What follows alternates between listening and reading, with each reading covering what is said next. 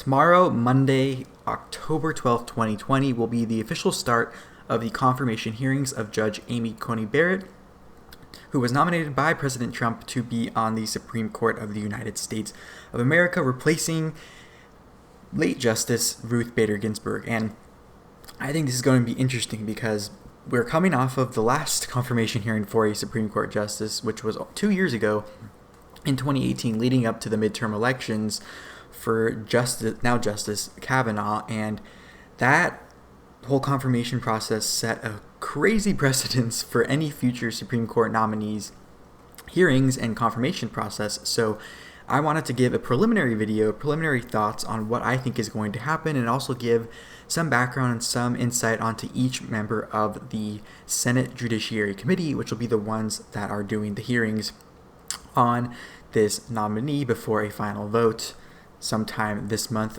what is going to be likely before the election on November 3rd. So first, I'll go through on the House Judiciary website all the ranking members, or the ranking member, the chairman, and the other members of the committee.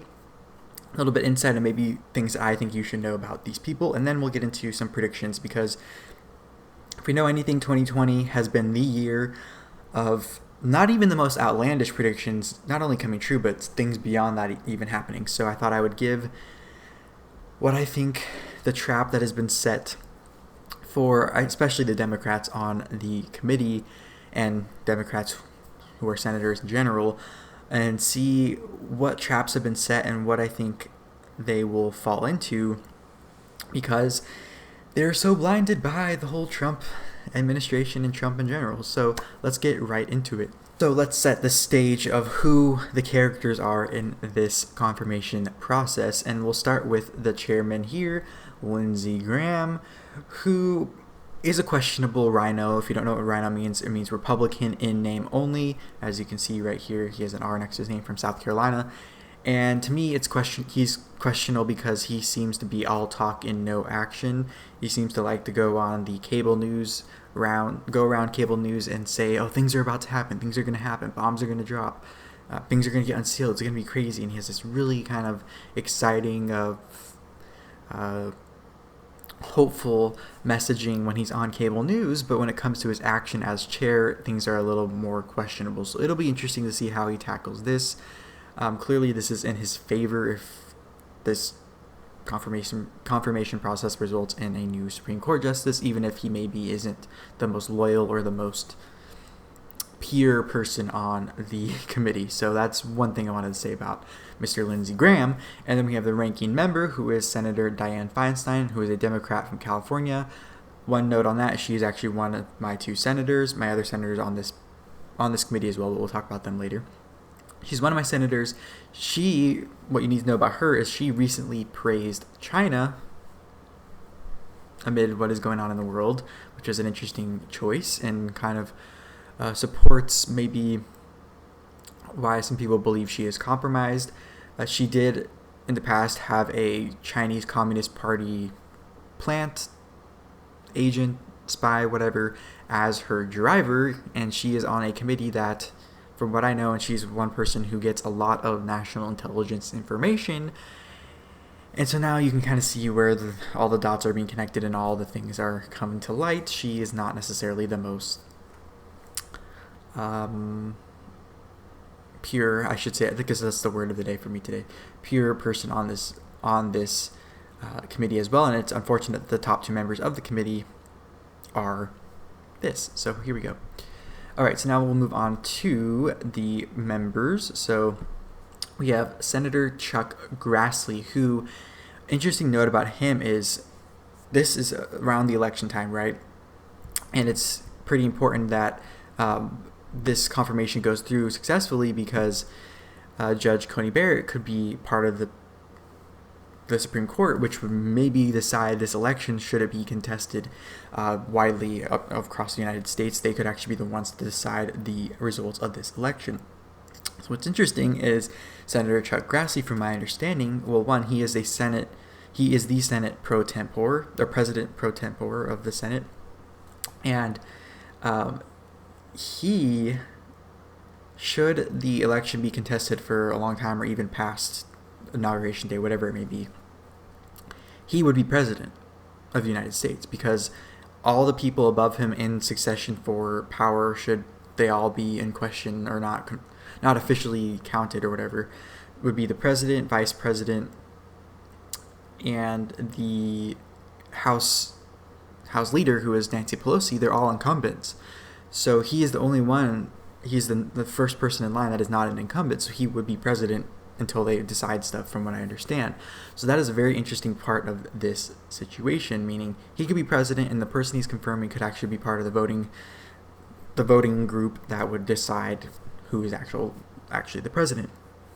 And I think that is very interesting. The most interesting part about Senator Chuck Grassley, of course, regarding this time of the year and what's going on in history. So Patrick Leahy's the other one. I don't really have too much to say about him. Then we have Senator John Cornyn. Then we have Senator Dick Durbin. And then we have Senator Michael Lee, right here, who you may have seen him in the news because he recently tested positive for COVID-19. He was being criticized for his behavior at the nominee ceremony for the Supreme Court Justice. He was seen on video hugging people and being a little, what some would call erratic or irresponsible in his behavior. And he actually his positive diagnosis is the one that sparked the Democrats on this committee to call for the hearings to be delayed, even though they have been the ones that originally wanted virtual hearings and virtual votes. So I think that's very interesting to hear that. And then we get to, Senator Sheldon Whitehouse. And then we have Mr. Senator Ted Cruz, who we might have recognized him if you're not involved. If you don't really get involved in a lot of politics. He ran for president in 2016. And he lost to President Trump, obviously. And this picture right here is before he had a beard.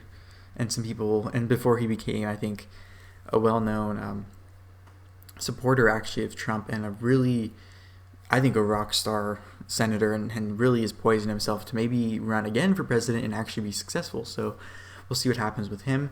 Then we have Senator Amy Klobuchar from Minnesota, who ran this election cycle for president, dropped out to endorse Joe Biden, subsequently screwing Bernie Sanders, along with Pete Buttigieg and Elizabeth Warren, who Elizabeth Warren was actually the last one to drop out, and actually President Trump actually blames Elizabeth Warren for the reason Bernie didn't win, because if she would have dropped out earlier, it would have given Bernie Sanders a chance to actually maybe pull through.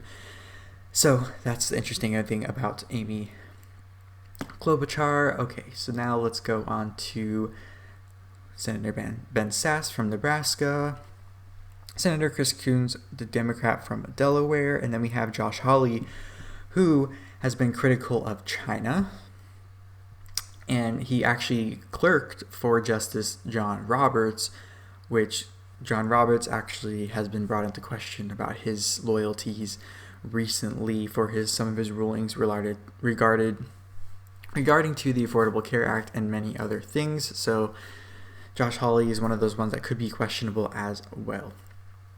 Now we get into Senator Rich Blumenthal, who refused actually early on, right when she was nominated, to meet with Judge Amy Coney Barrett. So it'll be interesting to see how he handles this confirmation process, knowing that he wasn't even man enough to meet with her and tell her why he wasn't voting for her. But we kind of can guess why he probably didn't vote for her. All right, now we get into these two lovely people. We have Senator Thom Tillis. We have Senator Mazie Hirono, who actually refused, along with Blumenthal, to meet with her as well. You would think someone who maybe is a woman would want to respectfully and fairly treat another woman, but we know hypocrisy is a very strong thing that's born on the sleeves of many of these people, so we'll leave it at that. Then we have Senator Joni Ernst. Then we have Mr. Cory Booker, who's from New Jersey. He actually ran for president this election cycle as well and dropped out pretty early before even, I think, voting happened in most states. So that'll be interesting to see what happens with him and how he handles this. He's a very theatrical, lively person in these hearings. Then we have Senator Mike Crapo, and then we have my second senator that's actually, so both my senators are on this Judiciary Committee, Senator Kamala Harris, who is ran for president, dropped out before most voting happened. She just debated Mike Pence as vice presidential nominee next to Joe Biden and is the other senator from my state, like I said before. She gained a lot of prominence in the Kavanaugh hearings in 2018 for her performance, we should call it, and we'll see what happens with this. Then we have John Kennedy, and he, to me, something noteworthy of him is if you look up any interview he does on cable news, whatever you want to look up for him, I always enjoy his interviews because he's very honest, he's very blunt, and he has a dry sense of humor, but a very cutting way of saying things. So that is one thing I like to say about him. Finally, we have Senator Marsha Blackburn from Tennessee, who you may know her as the girl or the woman who the singer Taylor Swift once called Trump with a wig when she was an incumbent in 2018, which proved that Hollywood is losing influence in politics because she didn't lose. Obviously, Taylor it doesn't appear much of an effect on this race. And it just proves again that these people wear hypocrisy on their sleeves. Now to some predictions, I think, of what may happen during these hearings for Judge Amy Coney Barrett. And I think the one thing that we can say is, looking back on 2018, Justice Kavanaugh was a win for Democrats, and because he was an easy target, he was a male. Let's just put it out there like that. That was during the peak of the whole Me Too movement, which we now know has been a political movement. It wasn't a grassroots women's empowerment thing. It was a political thing. And we know it was kind of a fraudulent thing because now all those people are supporting Joe Biden, who is just as guilty, if not more guilty, than President Trump of any wrongdoings related to their association with women. So we'll leave that at that. But here's what's interesting. Amy obviously is not a man. She is a woman. And I'm curious to see if they fall for any of the traps that President Trump has set for them in nominating Judge Amy Coney Barrett. And the list is very simple. She's a woman, she's a mother, she's a wife, and she's religious. And if all eyes are going to be on this confirmation hearing, I think even more than Judge Kavanaugh, because of the timing of this in a presidential election, coming off of such a tumultuous year, and the stakes of this election being up in the air and also might end up being decided by the Supreme Court, this is the perfect recipe for a widely watched, highly criticized, really heated argument. The one thing that might take away from the heatedness of this is it's going to be, from what I understand, partly virtual, meaning the judge may not be actually in person. But I think these are all the traps that they actually may fall for. And unfortunately, women, mothers, wives, and religious people are a huge sector of the voting population. And if the Democrats are dumb enough or have such too laser focused on hating on Trump to the point where anything related to him or associated with him is something that they just want to take down completely, even if it means they self-destruct, at this point, that's all they do. So I would not be shocked if that happened in this case as well. And this is especially interesting because this week's debate was canceled because Joe Biden wanted virtual debate. President Trump declined doing a virtual debate. So, all eyes are on this confirmation hearing, like I've been saying this whole time.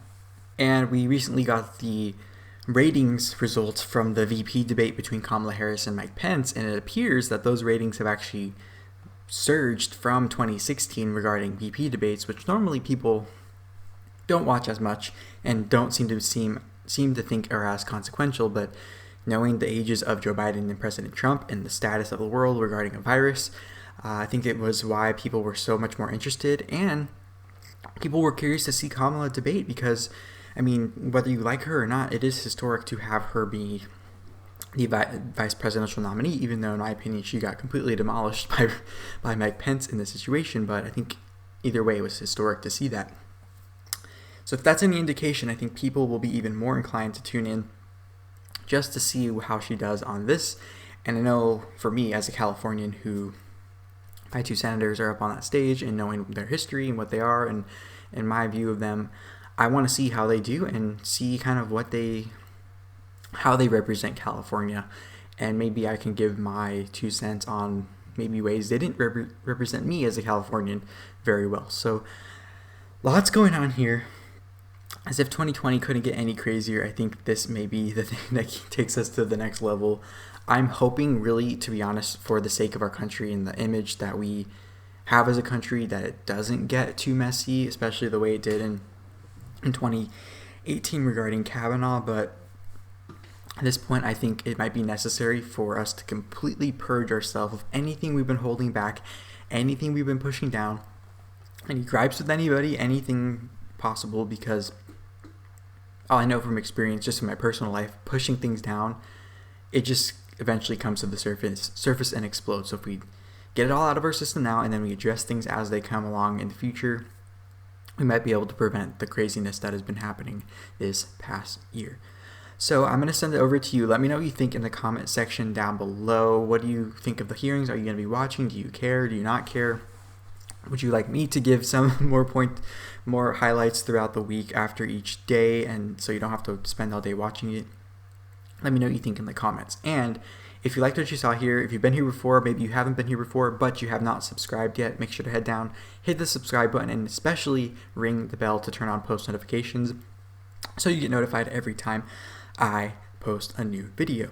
And while you're down there, make sure to give this video a thumbs up if you liked it so more people see it, and share it wherever you want if you think more people should be involved in this conversation. So with that said, I will see you next time, and I hope you have a great rest of your day, whatever time of day you're watching this, and see you in the next one. Bye-bye.